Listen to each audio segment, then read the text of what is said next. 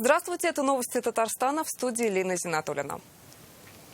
Сегодня Рустам Минниханов с рабочим визитом в Казахстане в составе российской делегации. Возглавляет ее Михаил Мишустин. В Нур-Султане сегодня прошли межправительственные переговоры на уровне глав правительств. Со стороны Казахстана участие принимает Аскар Мамин. Основная тема визита – расширение экономического сотрудничества. Российско-казахстанский товарооборот уже превысил допандемийные показатели. Среди регионов России Татарстан – один из крупнейших партнеров Казахстана. Какие проекты реализует республика, расскажет Дмитрий Аренин. Когда мы говорили о национальных проектах, для нас был интересен опыт Российской Федерации. Для реализации национальных проектов в Казахстане привлекли передовые технологии. Михаилу Мишустину и Рустаму Минниханову представили офис цифрового правительства Казахстана. Здесь специалисты отслеживают реализацию национальных проектов, чтобы оперативно реагировать на ситуацию. В феврале, в марте мы все это утвердили на политическом уровне, тогда уже началась подготовка национальных проектов. Основная цель визита – расширение экономического сотрудничества. Как сообщили на межправительственных переговорах, на допандемийные показатели вернулся товарооборот между странами. В этом году он вырос на треть и составил 13 миллиардов долларов. Из российских регионов Татарстан – один из крупнейших партнеров Казахстана. В 2020-м товарооборот с республикой также вырос и составил 630 миллионов долларов. За январь-июнь текущего года мы уже наблюдаем увеличение объема торговли на 27%. Еще один важный такой фактор, что в сравнении с допандемийным периодом 2019 года, этот показатель за январь и месяц вырос на 19% объем торговли между нашими странами. То есть мы уже превышаем допандемийный 2019 год. Сейчас в Казахстане КАМАЗ начал строить заводы по производству автокомпонентов. Для татарстанского автогиганта этот рынок исторически один из самых емких и перспективных. Также тесное сотрудничество с нефтяными компаниями развивает Татнефть. Подписано соглашение о запуске производства бутадиеновых каучуков для экологически чистых шин. На полную мощность предприятие должно выйти к 2025 году. В качестве перспективных направлений для увеличения объемов торговли мы рассматриваем горнодобывающую промышленность, энергетику традиционную, включая возобновляемые источники энергии, мирный атом, информационно-коммуникационные технологии. По итогам переговоров заключили ряд соглашений. Президент Татарстана подписал план мероприятий по сотрудничеству с Международным финансовым центром Астана. Основными направлениями взаимодействия станут инновации, финансовое и инвестиционное развитие, исламские зеленые финансы, цифровизация и развитие человеческого капитала. Визит в Казахстан продолжится завтра. Предстоит встреча с президентом Казахстана Касым-Жомартом Токаевым и лидером нации Нурсултаном Назарбаевым. Дмитрий Аренин, Марат Саидгараев, ТНВ, Казахстан. Бонус за здоровье. Россияне, привившиеся от коронавируса, имеют шанс получить по 100 тысяч рублей. Постановление подписал глава правительства Михаил Мишустин. В розыгрыше смогут принять участие только совершеннолетние. Лотерея пройдет с 1 сентября по 1 декабря. Случайным образом определят 1000 победителей по уникальному номеру в едином регистре вакцинированных. Информация о выигрыше появится в личном кабинете на портале госуслуг. При отрицательном ПЦР-тесте заболевший ковидом перестает распространять вирус и больше не представляет опасности для окружающих. Об этом рассказал главный эпидемиолог Минздрава Республики Дмитрий Лопушов. Сегодня он с вице-премьером Лейлой Фазлеевой отвечал на вопросы татарстанцев о вакцинации. Беременным женщинам можно сделать прививку «Спутник Ви» с 22-й недели. Лучше вакцинироваться всему окружению будущей мамы. Сегодня было много вопросов и от тех, кто переболел или уже сделал прививку. Как отметил эпидемиолог, при повторной вакцинации можно выбрать любую вакцину, вне зависимости от того, какую сделали в первый раз. Повторную прививку врачи рекомендуют делать через 6 месяцев.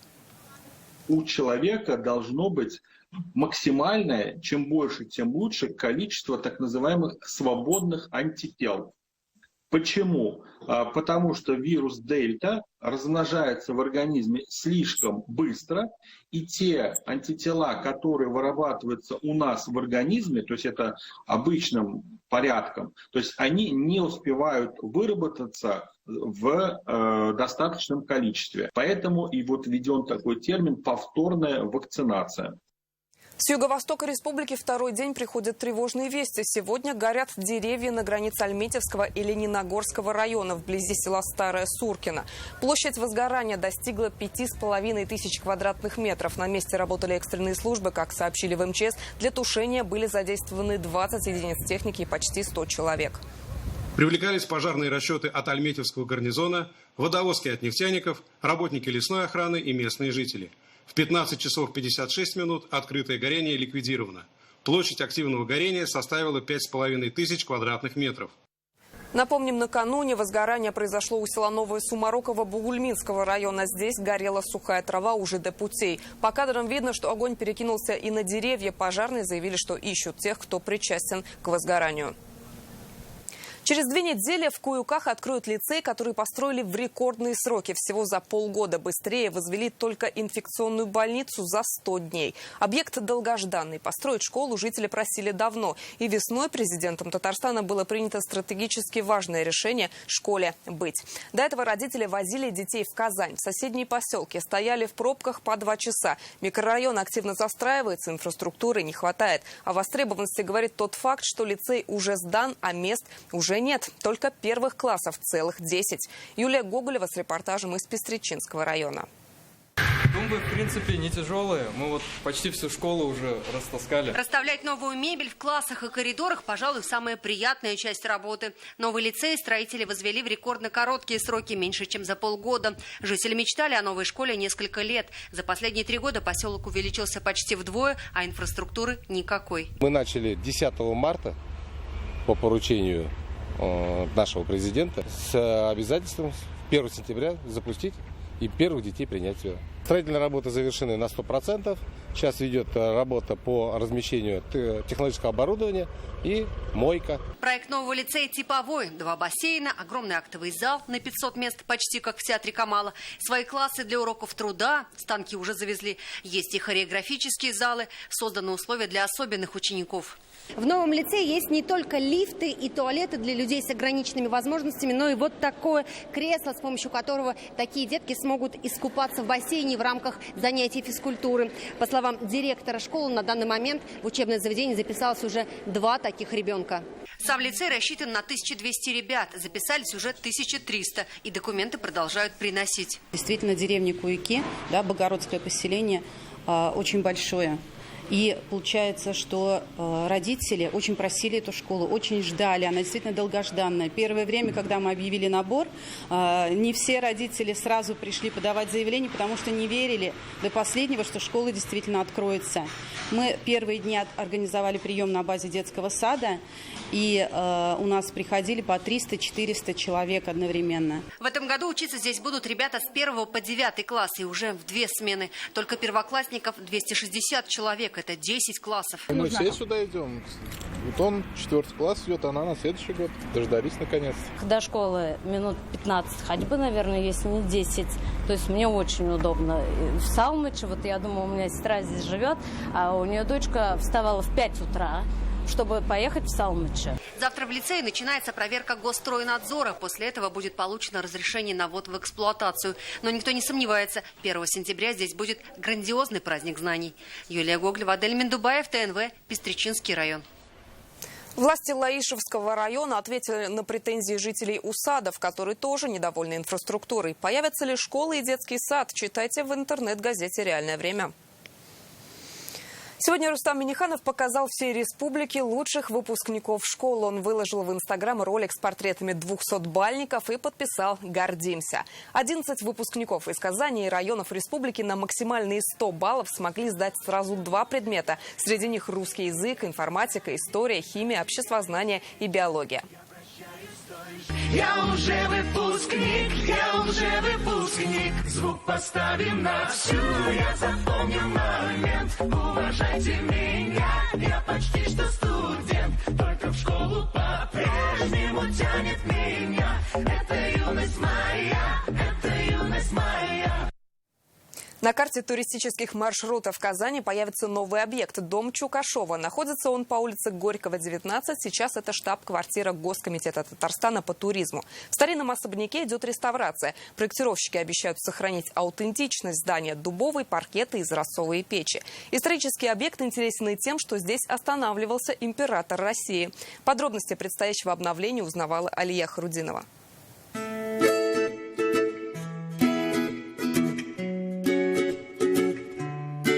Асимметричный фасад, пышные декоративные формы, элементы в стиле барокко и рококо. Все это о доме купца Чукашова. Перестроенный в 1908 году, пережил 2 революции, развал Российской империи после Советского Союза. Сегодня на реставрации. Когда-то купец Чукашов хотел превзойти в красоте здания знаменитый дом Ушковой. Эта семья, она известна тем, что родом происходила из города Чистополя.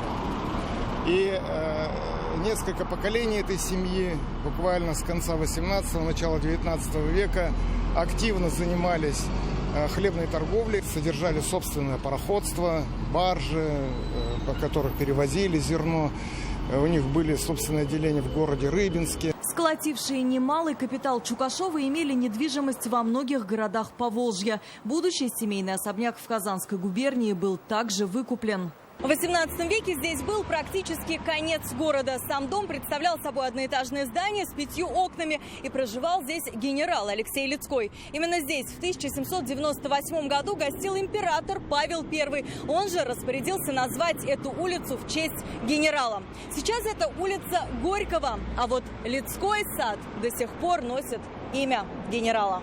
В 2014-м здесь отремонтировали фасад и отреставрировали 1-й этаж. Сейчас очередь за кровлей, коммуникациями и полным обновлением 2-го. На все 83 миллиона рублей из бюджета республики. Задача максимально сохранить аутентичность здания. Сохранились 2 изразцовые печи. Там сохранился оригинальный, аутентичный дубовый паркет на полу, винтовая лестница с оригинальной ковкой, с оригинальной плиткой. Показать, как особняк выглядит изнутри, сейчас не получится. Он закрыт в целях безопасности. Точную дату завершения реставрационных работ проектировщики пока не называют, но обещают, что дом станет еще одной туристической точкой Казани, и посетить старинный особняк сможет любой, кто интересуется историей. Алия Хайрудинова, Ленар Хузяхметов, Алмаз Зиеддинов, ТНВ, Казань.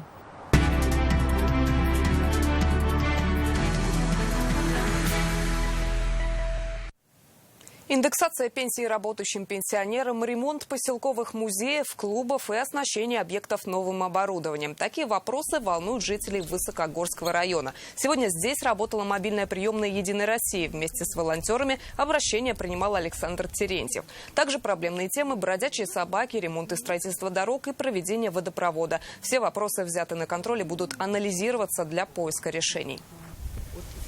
Люди задаются вопросами обыденными, то, чем они живут. Прежде всего, это дороги, это жилье, содержание жилья, это вода, это инфраструктура. Там, где решены вопросы с водой, поднимаются вопросы с канализацией, это тоже понятно, потому что стойки иные совершенно становятся. Вопросы по ремонту дорог сегодня поступили на онлайн-платформу «Мой депутат» партии «Единая Россия». На обращение по телефону в приемной отвечал Рустам Калимулин. Он взял вопросы на контроль. За 3 последние недели на сервис поступило более 2500 обращений. Главные темы – ремонт и строительство дорог, ЖКХ, социальное обеспечение и здравоохранение, развитие инфраструктуры на селе. Кто школу просит, кто дорогу просит, кто-то.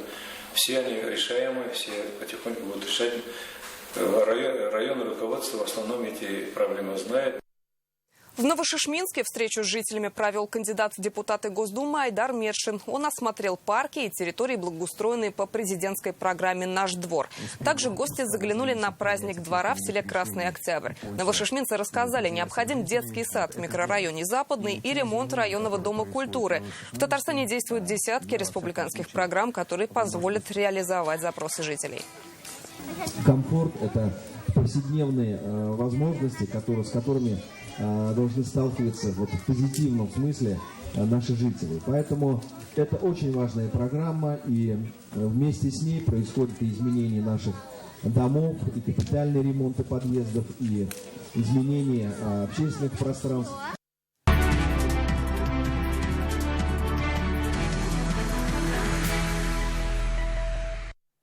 Только что в Москве завершились Дни культуры Татарстана. Это мероприятие ежегодное и традиционно оканчивается гала-концертом. Об атмосфере вечера и его сюрпризах нам по телефону из Московского международного дома музыки расскажет Дина Газалиева. В этом году традиционные мероприятия в рамках Дней культуры Татарстана в Москве прошли по-особенному, чуть скромнее, чем обычно, с меньшим количеством участников. Но и причина всем понятна – меры безопасности и предосторожности. Встретиться с друзьями, увидеться с соотечественниками, сообща порадоваться успехам Татарстана в разных областях. Гостями праздничного вечера стали те, кто напрямую связан с республикой, или родом из Татарстана, или имеет исторические корни, независимо от национальности. Мы во многом ориентируемся на организацию жизнедеятельности столицы, этого мега-субъекта, крупного субъекта, столицы Российской Федерации, по многим вопросам. И у нас много друзей, контактов, с которыми мы общаемся, вместе решаем общие задачи развития экономики, культуры, социальной сферы нашей огромной страны Российской Федерации. У республики и Москвы много общих связей, в том числе и экономических. Сейчас в столице в качестве общественного транспорта используются камазовские электробусы. Много лет в Москве проводится и татарский сабантуй. Это действительно одно из самых красивых, одно из самых любимых мероприятий москвичей. Это одна из самых добрых традиций, такая же, как проведение в Москве сабантуя, которое мы тоже с нетерпением ждем каждый раз. Приятной частью праздничного вечера всегда становится церемония награждения. Этот год не исключение. Как и выступления артистов из республики, ставшими частыми гостями в Московском Доме музыки. Дина Гзалиева, ТНВ, Москва. Больше 200 студентов, выпускников аграрных вузов со всей России примут участие в образовательной программе «Кайтам». Проект реализуется в Татарстане. Благодаря ему хотят привлечь молодых специалистов на работу в сельхозпредприятиях. Участники форума начнут учиться с 12 сентября в Лаишевском районе. Сегодня организаторы сообщили, для участия в проекте поступили 34 заявки от татарстанских компаний и 7 от федеральных. Отбор участников проходит на конкурсной основе. Заявки принимаются до 5 сентября. Для того, чтобы привлекать дополнительные кадры к нам в республику, мы начали работу с субъектами Российской Федерации. Планируем, что примут участие представители 40 субъектов. Взаимодействуем с 47 профильными вузами страны. Мероприятие, которое планируется проводить в республике, очень важно для министерства и для республики в целом. Говорят цифры. Например, по данным на 1 июля 2021 года в 43 муниципалитетах Республики Татарстан потребность в специалистах АПК составляет 845 человек. Заправиться с комфортом стало проще. После ребрендинга в Казани открылась новая АЗС от Таиф НК. Все подробности далее.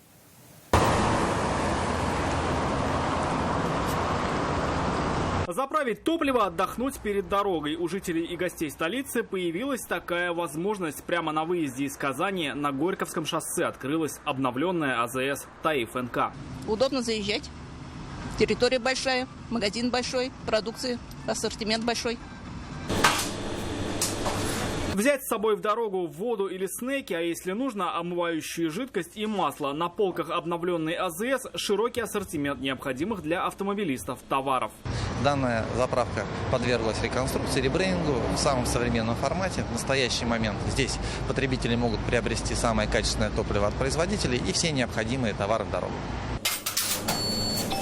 Обновленная АЗС Таиф НК порадует и водителей, и пассажиров. Ведь заправив машину, здесь всегда можно передохнуть за чашкой кофе и набраться сил перед долгой дорогой. Заправиться положительными эмоциями. Когда шумные соседи только приветствуются. В Казани начался отборочный этап конкурса народного караоке «Голос нашей команды. Голос нашего двора».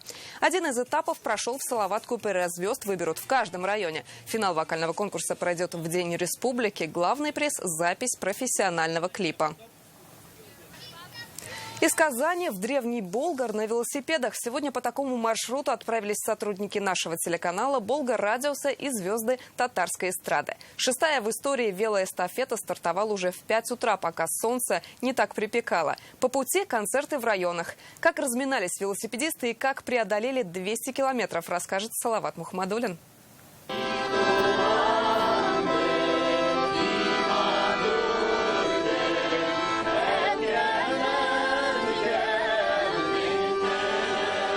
А как, если не с песней, можно представить разминку диджеев, ведущих, артистов и журналистов? Сегодня уже в 5 утра у Спасской башни в столице ажиотаж, но не из туристов. Это начало велопробега «Казань-Древний Болгар». Некоторые в горы поднимаются, да, некоторые в глубину там ныряют. Кто-то на велосипеде, кто-то бегает. То есть это у каждого свой вкус, свой стиль жизни. Доказать себе, что ты все-таки способен на спортивные достижения, не только на творческие достижения. Ну и, конечно, мотивация духа коллег помогает. Интересно, во-первых, в Болгар вообще не ездили даже, на машине даже не ездили, честно, да? А тут на велике. Попробуем свои силы. Под мелодии баяна и алга. Совсем ранний город с пустыми улицами позволил без проблем преодолеть центр. Дальше передача микрофона. Салям! Салям! Эстафета на Сингадовшину. Велопробег в формате эстафеты. В этом году он проходит уже в 6-й раз. Кто поехал, что называется, на опыте, кому-то пришлось непросто. На всякий случай на всем пути сопровождала машина. В помощь и песни.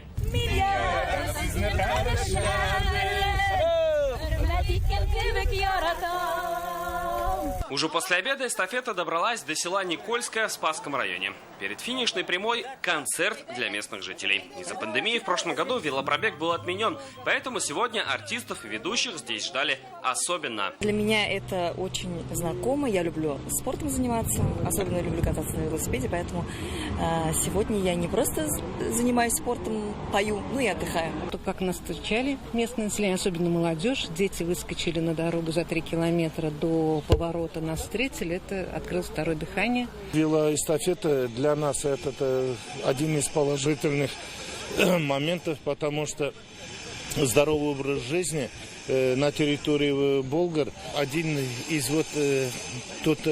моментов, примеров, которые показывают нашему не только молодому поколению.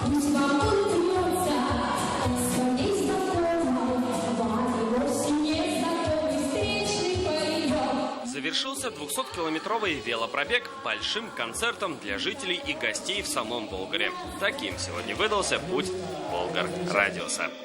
Салават Мухмадуллин, Марат Зайдуллин, Рамзиль Гарипов, ТНВ, Татарстан. В жизни олимпийской чемпионки по фехтованию из Татарстана Марты Мартьяновой счастливое событие. Спортсменка вышла замуж. Ее избранником стал Евгений Ломтев, бывший спортсмен, ныне тренер по фехтованию. Свадьба прошла в Ярославле. Снимками и видео со свадьбы чемпионка поделилась на своей странице в Инстаграм. Стать чемпионами России мечтают игроки команды «Крылья Барса». Это татарстанская команда по баскетболу на колясках. Спортсмены с ограниченными возможностями не раз становились призерами многих турниров. Сейчас «Крылья Барса» уже выиграли первый круг чемпионата России и начали подготовку к решающему этапу. Финальный тур в ноябре. О главных победах спортсменов Вероника Ганудинова.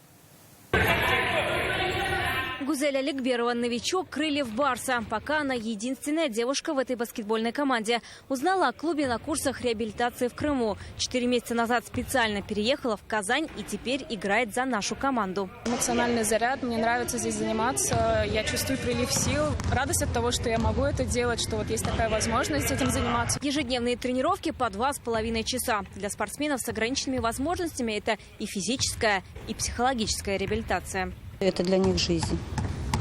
Это окно в мир, это отдушина, это еще и коллектив, к которому они уже привыкли, место, где они общаются, встречаются. А еще побеждают, и это не только победы над самими собой, но и над соперником. «Крылья Барса» лидируют после первого тура чемпионата России по баскетболу на колясках. Они обыграли команду из Санкт-Петербурга, которая не знала поражений на протяжении 15 лет. Сейчас у игроков усиленная подготовка. Мы наигрываем пятерки, которые будут играть, и взаимодействие.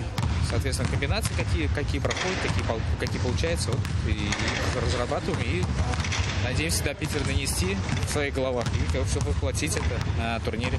Уже 20 августа команда отправляется в Санкт-Петербург на всероссийский турнир. Это как подготовка к чемпионату России, который пройдет в ноябре. Ну и на этот турнир «Крылья Барса» едут, конечно, только за победой. Вероника Гайнудинова, Ильшат Мухаметов, ТНВ, Казань. ТНВ вошел в список региональных телеканалов, имеющих наибольшее количество лайков и подписчиков в ТикТок. Такой рейтинг составила Национальная ассоциация телерадиовещателей страны. Наш канал уступает только Кемеровской области. В ТикТоке у ТНВ 54 тысячи подписчиков, а посты в сумме набрали более 1 миллиона лайков. На странице канала в ТикТоке размещаются кадры, не вошедшие в сюжеты, короткие отрывки из передач, репортажи с места событий. Недавно и на телеканале Шаян ТВ начала свою работу «Фабрика тиктокеров». Напомним, канал был создан с целью объединения татарских детей. Ваша задача найти зрителя в любой среде и дать ему контент, свой контент, потреблять там, где ему удобно. Поэтому если зритель, 15-летний хочет смотреть программу Ильшата Аминова в ТикТоке, значит, пусть он частично ее потребляет в ТикТоке, по крайней мере, в том виде, в котором вы ее туда выкладываете, в каком-то таком полушутливом. Эти все сети, они нам не конкуренты, они нам партнеры. Они для нас новые современные каналы дистрибуции. А на этом пока все. Всего доброго и до встречи в следующих выпусках.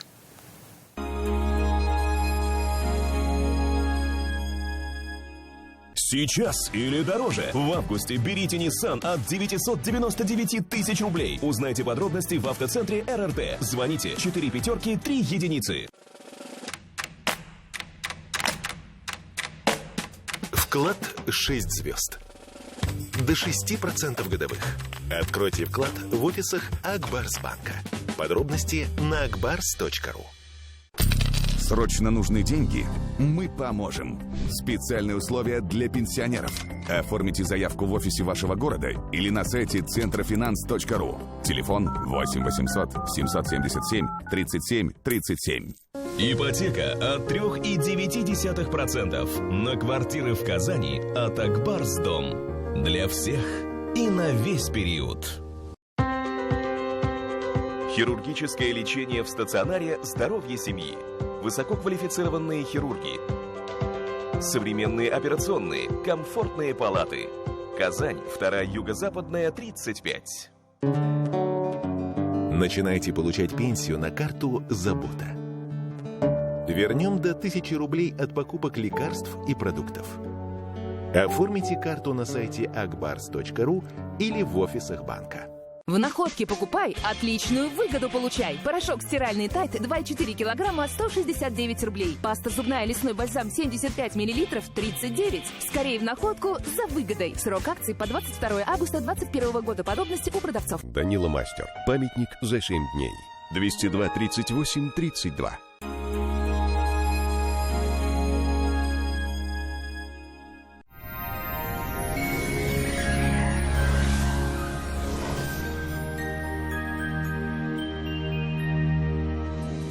Здравствуйте! В Татарстане аномально жаркая погода. В четверг температура станет еще выше. Об этом чуть позже. Не откладывайте заказ в вашей новой кухне. Закажите ее в рассрочку в Данил Мастер. Только до конца августа доставка, подъем и установка бесплатно. 3D-проект кухни в день обращения. Звоните 2 167 166. По данным сервиса Яндекс.Погода, 19 августа на юго-востоке в Бугульме, Бавлах, Азнакаево температура подскочит до 36 градусов жары. Все так же без осадков. Тропический зной в Нижнекамске, Набережных Челнах и Елабуге. И здесь также осадки не ожидаются. В Агрызе, Менделеевске, Актаныше атмосферное давление повышенное, ветер слабый, температура воздуха намного выше нормы. Четверг будет жарким и в Арске, в Кукмаре, Балтаси плюс 36. Засуха. На юго-западе, в Болгаре, Држаном, Буинске обширный антициклон не сдает своих позиций. Ни облака на небе и ни капли дождя. Температурный фон очень высокий. В Альметьевске, Чистополе, Мамадыше осадки по-прежнему не ожидаются. В пятницу жара постепенно начнет ослабевать. И это не может не радовать. Федеральная сеть медицинских центров «Доктор Ост». Лечение самых сложных заболеваний позвоночника и суставов без боли и хирургического вмешательства. За 12 лет в 10 городах России врачами клиники отменено более 70 тысяч операций. В «Доктор Ост» обращаются с самыми тяжелыми заболеваниями позвоночника и суставов. Более 70 тысяч пациентов нам удалось спасти от необходимости проводить операцию и ставить протез. Приходите в «Доктор Ост». Убедитесь, что вернуться к жизни без боли Это просто. 19 августа в Казани будет переменная облачность и без осадков. Температура воздуха ночью плюс 20, а днем 36 градусов. Ветер южный, слабый. Атмосферное давление 754 миллиметра ртутного столба, а влажность воздуха 41%. В магнитном поле Земли спокойно, но жара может стать причиной недомогания и теплового удара. Берегите себя. О погоде все. В студии была Лейла Латыпова. Всего доброго и до свидания.